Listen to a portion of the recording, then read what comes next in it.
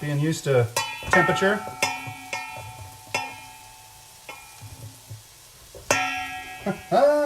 Oh yeah, not burning too bad. Roberta Walker, I think she ran out of battery power yet. Maybe she's still there. Russell Webster, what's up, buddy? Oh my gosh, used to be able to do this.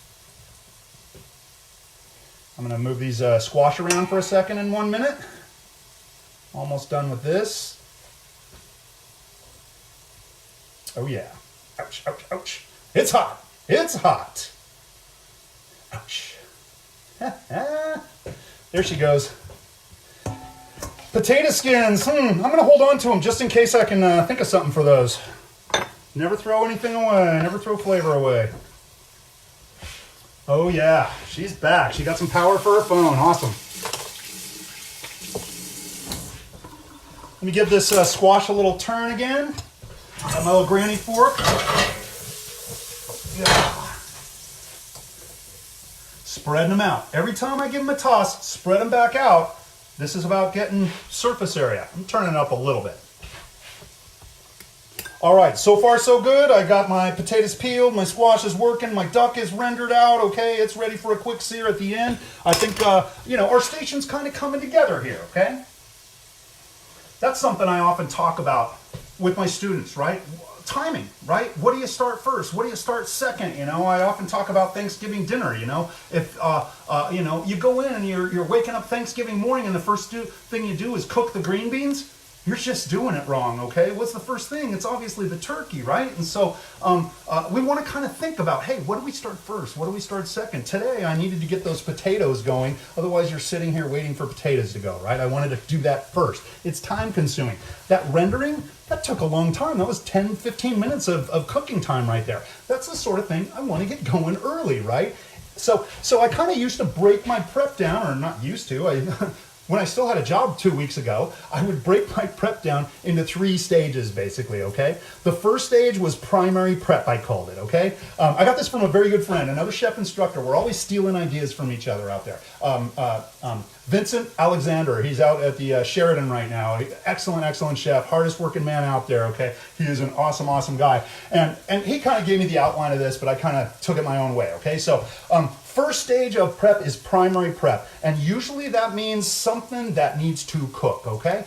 First thing I'm usually doing when I get in is like starting starches, rice, potatoes, things like that. I can cook those guys once they're done. I can hold them. It doesn't hurt them to hold rice. It just kind of hangs out there, too much, And so I start those starches early. Sauces, they got to reduce, or they got to, thicken, and I got to simmer them out or whatever. Hey, those are time-consuming processes. I just saw a little piece of something there.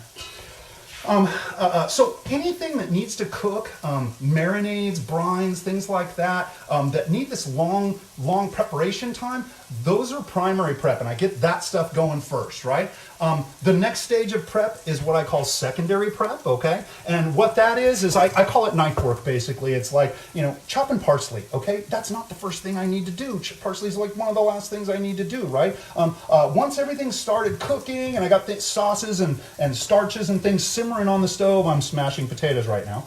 Once I get all that stuff simmering on the stove, now I can start looking at that secondary prep. I got a piece of peel in there. I look at all my chopping, slicing, and dicing, and you've probably seen cook lines where they have the station all set and everything's all lined up, all those ingredients. Hey, that's all your knife work right there, right? And so I get all that knife work done. Once that's done, I kind of look around, I assemble anything else I need for my station, right? If I'm a saute guy, I need oil, I need some stock. You gotta have stock on your line if you're making sauces and things like that, right? So I gather everything, salt and pepper, oil, all that stuff. I make sure everything's all set, and then my secondary prep is done. And then I get into my third stage of production or prep, which is service, okay? Once everything's all cut up and your stuff's all cooked that needed to cook ahead of time, like my duck breast, for instance, right?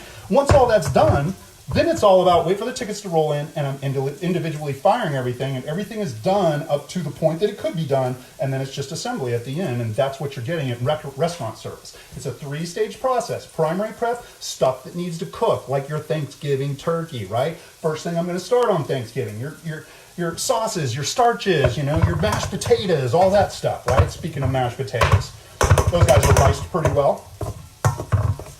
So you guys get the idea. The second step is just your knife work, your busy kitchen magician stuff, you know, chop, chop, chop, chop, get it all set up, and then last stage is service, right? And you go in and start cranking out orders. And that's how I kind of teach my students how to organize themselves in a kitchen. And I used to have them lay it all out. I would have the ingredients, I would have the technique for all their recipes basically, and then I would have the timing, right? And they would tell me, what am I firing first? What's next? What's next? What does your day look like? They would walk in the door. I had them all line up. I'd check all their uniforms, right? Line them up. It was like drill sergeant, right? And if they didn't have their notes for the day, get out of my kitchen, go write your notes, and then we'll start cooking, okay? But I want you to know what the hell's going on before you come in here. I want you to get your money's worth out of the day, in other words, right? And so timing, it's important, right? All right, so I've got my potatoes all crushed up in here. Next, what I'm gonna do, they're pretty cool now, okay? So they're all good to go to work with. And now, I should say, I don't show you guys recipes, right? I show you like ratios and stuff like that. So I'm gonna be eyeballing this today, but usually my ratio is like a 1-to-1 ratio of potato to flour, okay? So you see how much potato I have in here? That's about how much flour I'm gonna be tossing in. And then I'm gonna mix these together. I'm gonna work in 1 yolk per potato, and then we're good to go with our gnocchi. I'll just kind of adjust my texture at that point. By the way, that ricer right there, it's got that potato on there. Rinse that puppy off or you're gonna be sorry, okay? Clean as you go. That potato starch will dry on there, you will be sorry. So I'm rinsing that thoroughly before I set it aside. If you're baking, guys, wash those dough bowls and things like that right away. Get them wet. At least get them wet so they don't seize up on you, okay? All right, so I'm gonna grab a few little dollops of flour here. I've just got an AP flour, nothing fancy here. Again, I'm not about showing you complex stuff. I want to show you technique, and it just confuses things when I get complex, okay? So I just kind of eyeball a little flour in there. I'm going to mix it together. It's going to get a little dry, and then I'm going to work in some egg yolk.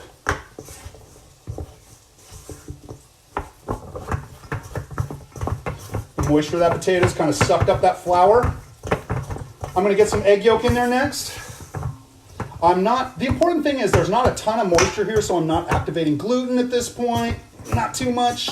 It's not like I'm making a strong dough here that is going to be all chewy or anything. We want tender, delicate gnocchi, right? That's what it's all about. So I've got potato and flour mixed together. I've pretty much just turned off my squash here. Let me just test this stuff. Yeah. Oh, I'm gonna go a little longer.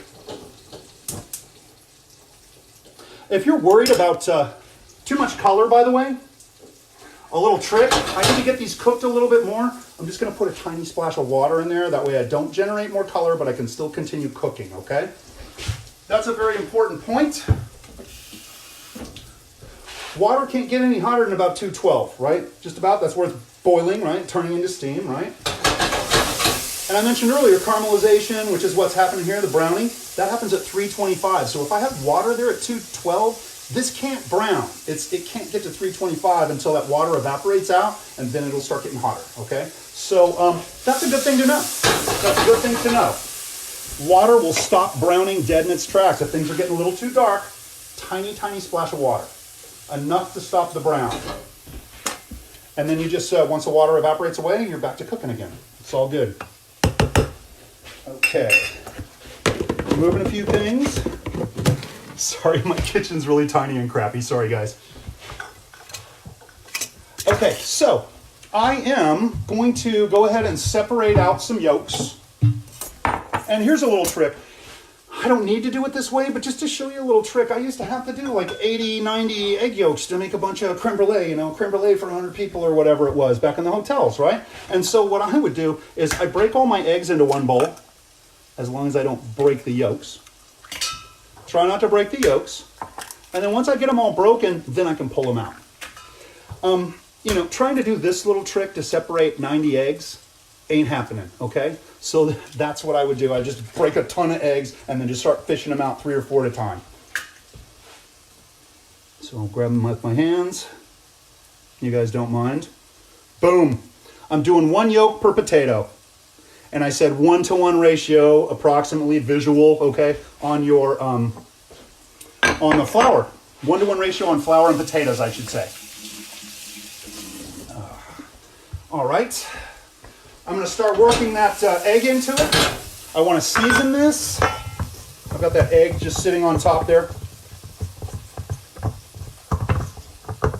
I don't want to use whole eggs in this. It just gets a little too eggy, and these gnocchis start getting kind of, I don't know, tough to bite into, right? I want a very, very tender, delicate gnocchi, right? I love those things in kitchens where, you know, there's not a lot of binder in it. It's just barely holding together, you know, like get a crab cake in a restaurant and you touch it with your fork and it just falls apart. It's like, what? There's no binder in it. There's nothing holding this together. How did they do that, right? I love that stuff. I love a tender gnocchi. So I'm a little wet right now. I'm going to work a tiny bit more flour into this, and then we're going to shape these. You see a lot of gnocchis today that are just cut. I like mine shaped because when you shape a gnocchi, you know, you put the ridges in it maybe. That's one shape, right? You put those ridges in it. Ridges are meant to hold sauce, right? And we're going to do a little brown butter or sage thing. Classic stuff with squash today, okay? What was I saying? I lost my train of thought. Anyway, working more flour in here. Sorry about that, guys. Oh, I was talking about how things are bound so heavily. I just don't like things with, you know, a gnocchi with like 5 eggs in it, right? It's just going to be really, really tough. Okay, so my dough is looking a little better. It's a little yellowish because of the yolk. And I can keep adjusting this. Remember, I'm not measuring anything here, right? This is all about the feel of it, and I'm going to check the feel of this. I need a little more flour. I'm going to check the feel of it first when I really start rolling my gnocchis. And I'm sure that squash is done now. I just turned it off. And we'll pull that out in a minute. I hope everybody's doing okay still. Still following along. It is happy hour. I don't hear any hooting and hollering out there in America land. Not a lot to hoot and holler about these days. But that's what we're here for. Escapism. All right. Okay, so I've got a functioning dough now. I had a little piece of dough on the side of the bowl I just found. I didn't know about that. It was a little wetter. And I can go ahead and keep working more flour into this on the table, which is what I shall do.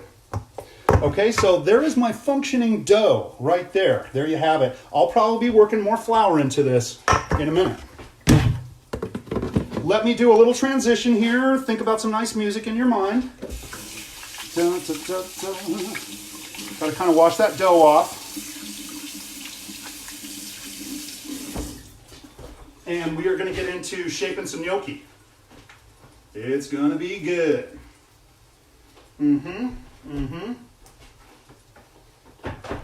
Before I shape a gnocchi, let me pull this squash out real quick and let it start cooling off. I've got kind of a wide container here. And I can spread it out and let that cool so it doesn't sit there and, you know, in the pan, keep cooking, you know. It was done in duck fat. I didn't add any seasoning to this because there was still some salt in that pan. I just kind of left it alone. And it's going to pick up more flavors later on. I'm going to spread those out. Surface area is your friend when you're searing and when you're cooling. So spread it out. Spread it out. Okay, I'm going to ditch this cutting board. I'm going to ditch this little mat.